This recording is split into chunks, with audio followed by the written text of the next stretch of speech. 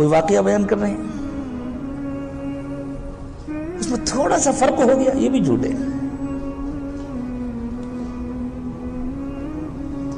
حضرت پیر ذوالفقار صاحب دامت برکاتہم کی بچپن سے جیسی تربیت ہوئی ہے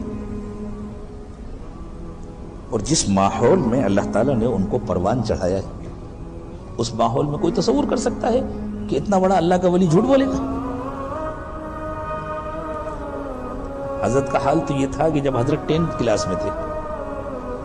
10ویں میں، تو فرمایا میں اتنا ذکر کرتا تھا کہ ذکر کرتے کرتے زبان سوکھ جاتی تھی، منہ تھک جاتا تھا، اتنا ذکر کرتا تھا۔ اس وقت تک کسی سے باقاعدہ ذکر سیکھا بھی نہیں تھا، لیکن بس گھر کا دینی ماحول تھا، بزرگوں کی کتابیں پڑھتے تھے، تعلیم میں بیٹھتے تھے، کتابیں سنتے تھے۔ تو حضرت شیخ الحدیث رحمۃ اللہ علیہ نے ذکر کا جو تذکرہ کیا تھا، حضرت نے فرمایا کہ ایک اللہ والے کا تذکرہ تھا حضرت شیخ الحدیث رحمۃ اللہ علیہ کی کتاب میں کہ وہ اس لیے روٹی نہیں کھاتے تھے، ستو پھاک لیا کرتے تھے کہ روٹی کھانے میں زیادہ وقت لگتا ہے، اتنی دیر تک میری زبان ذکر سے رکی رہتی ہے۔ حضرت فرماتے ہیں بس میں بھی چاہتا تھا کہ میں بھی اسی طرح ذکر کروں۔ پھر اس عمر میں ایک مرتبہ محلے میں آئی ہوئی تبلیغی جماعت کے ساتھ حضرت رات مسجد میں گزار رہے تھے۔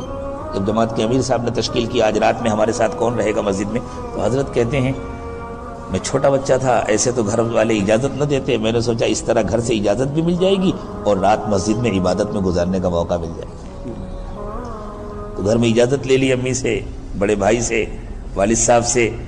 کہ وہ محلے کی مسجد میں جماعت آئی ہوئی ہے، امیر صاحب نے تشکیل کی، میں نے بھی نام لکھا دیا، گھر والوں کو بھی اطمینان ہو گیا بچہ مسجد میں رہے گا، کہیں اور نہیں جائے گا، ورنہ گھر سے باہر رہنے کی اجازت نہیں دی جاتی تھی۔ حضرت فرماتے ہیں میں نے تو نوافل پڑھنی شروع کر دی، سارے ساتھی سو گئے، میں نوافل پڑھ رہا تھا، تو امیر صاحب نے آ کر سمجھایا بیٹے تھوڑی دیر آرام بھی کرو۔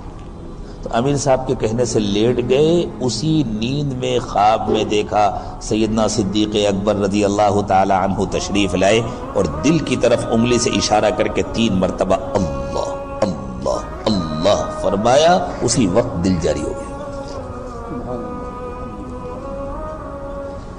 بچپن سے وہ ایسے تھے، جب چھوٹے سے بچے تھے گھر میں رہتے تھے تو والدہ محترمہ فرمایا کرتی تھی زلفی، وہ پنجاب کا علاقہ،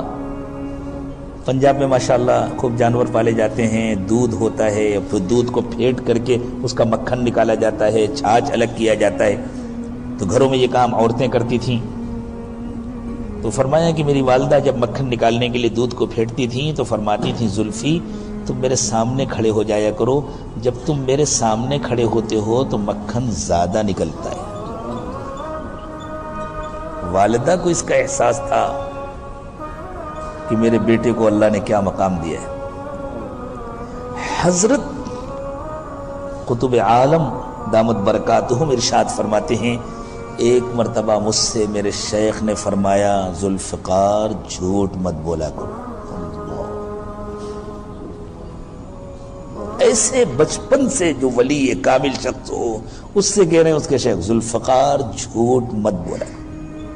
حضرت فرماتے ہیں الحمدللہ میں جھوٹ سے تو پہلے بھی احتیاط کرتا تھا، لیکن پھر اس کے بعد میں بہت زیادہ احتیاط کرنے لگا، حتیٰ کہ کسی واقعے وغیرہ کو بیان کرنے میں بھی حضرت نے فرمایا پہلے ایسا ہوتا تھا کہ واقعات کے بیان میں کچھ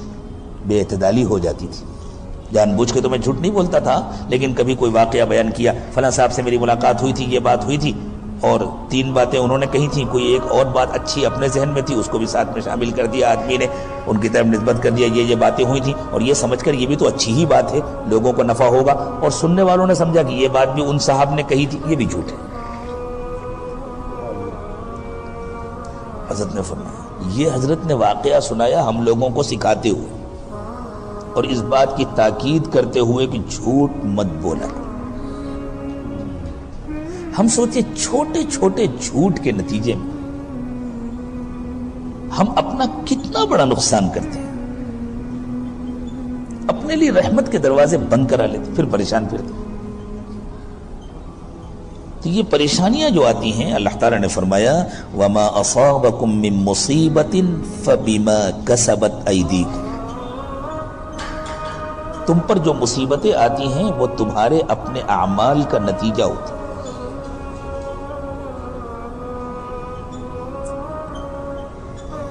اس جھوٹ کے ذریعے ہم اپنے دوستوں کا دل بھی دکھاتے ہیں اور اپنا نقصان بھی کرتے ہیں. دوسرے کا نقصان کرنے کا ہمارا ارادہ بھی نہیں ہوتا اور دوسرے کا نقصان ہوتا بھی نہیں. ہمارے جو چھوٹے چھوٹے جھوٹ ہوتے ہیں، دینداروں کے جو جھوٹ ہوتے ہیں، ان سے ہمارا مقصد دوسروں کا نقصان کرنا ہوتا بھی نہیں ہے اور دوسروں کا ہم نقصان کرتے بھی نہیں ہیں، لیکن دل ضرور دکھا دیتے ہیں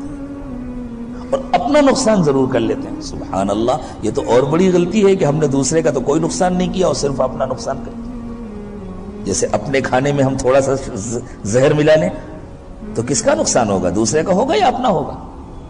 اپنے شربت میں ہم تھوڑا سا زہر ملا لیں تو اپنا نقصان ہوگا نا. بسا اوقات ہم کسی سے کسی کام کا وعدہ کر لیتے ہیں. خوب یاد رکھیں، نہیں ہو سکتا کام وعدہ نہ کریں.